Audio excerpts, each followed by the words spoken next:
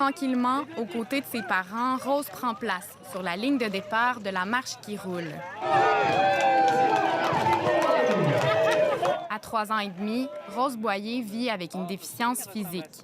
Quand on a l'opportunité de soutenir la cause, de voir d'autres personnes qui vivent avec ces défis-là, puis elle peut voir d'autres enfants, d'autres adultes. Puis nous, ça nous donne espoir aussi de voir que finalement, il y a de l'autonomie qui se développe avec de l'équipement, puis des activités. Puis c'est une espèce de petite communauté aussi là, qui se soutient entre eux.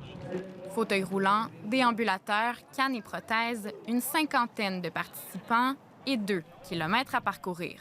Super belle rencontre. Sortir de notre quotidien qui, des fois, n'est pas nécessairement toujours joyeux, mais c'est toujours une belle journée, des belles rencontres. Un peu plus loin, Marie-Hélène Carrier célèbre sa 4e participation à l'événement. Eh bien, le fun! C'est très valorisant, c'est bon pour son estime, sa confiance en elle. Et bien, c'est l'occasion d'être vus, qu'ils prennent leur place, ils ont leur place. Et puis d'utiliser la rue, la piste du Grand Prix, bien, je trouve que c'est occuper l'espace pour eux autres. Puis nous autres, ça nous fait toujours plaisir de l'accompagner et de la mettre en valeur.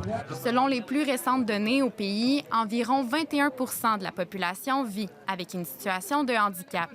100 de la population va vivre un moment dans sa vie. Ça peut être court, là, c'est pas obligé d'être permanent, mais une situation de handicap. Puis plus on vieillit, plus notre mobilité veut pas être un peu affectée. J'espère que ça donne l'effet, l'impact visuel que, justement, on est là, on existe, que toutes les adaptations qui vont être faites vont servir pas juste à une personne, pas juste à 2 personnes, à tout le monde.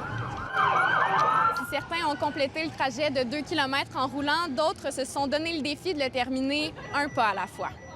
Ici Cassandra Lebel, Radio-Canada, Trois-Rivières.